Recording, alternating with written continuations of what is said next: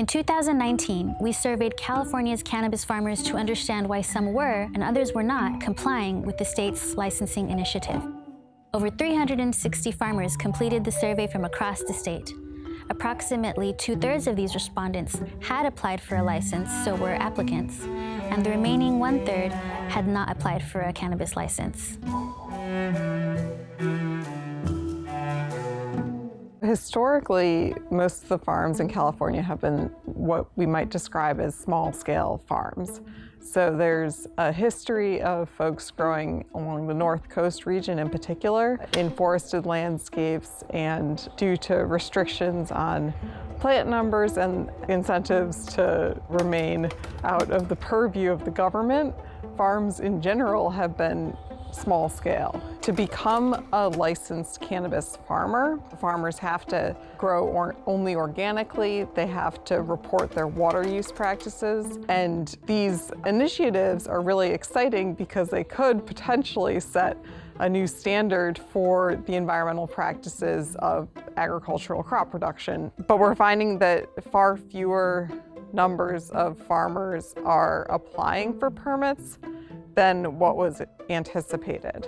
And the series of surveys that I've worked on over the past couple of years has been in large part to attempt to understand why farmers are or are not complying. The kind of broad hypothesis that the most recent survey tests is the extent to which non-compliance represents a form of resistance as opposed to non-compliance being due to an inability to comply, right? So an inability to comply due to, say, the costs of compliance. And what we found was that there's much more support for the inability hypothesis, or this idea that farmers are not participating in the legal system because they cannot meet the costs associated with participating in that system.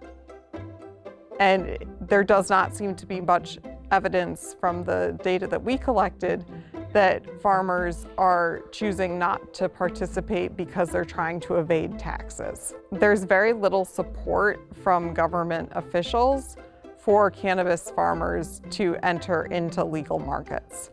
And this is unusual, again, compared to other agricultural crops where you have federally funded extension services to help farmers navigate new markets and develop new markets. You have subsidy programs, you have financial programs.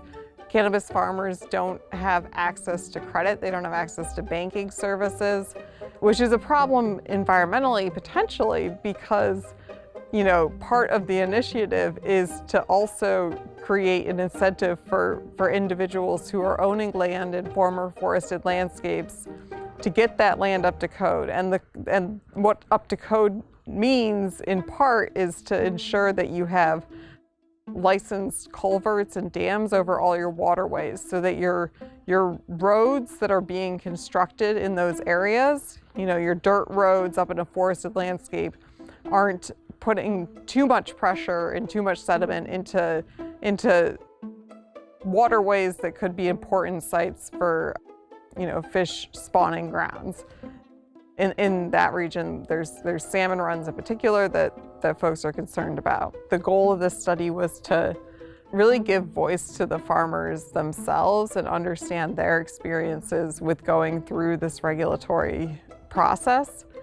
But their concerns and the issues that they've identified, hold broader implications, both at kind of the landscape scale for environmental outcomes. If we can get more folks to comply with this regulatory system that's, again, an unprecedented initiative to,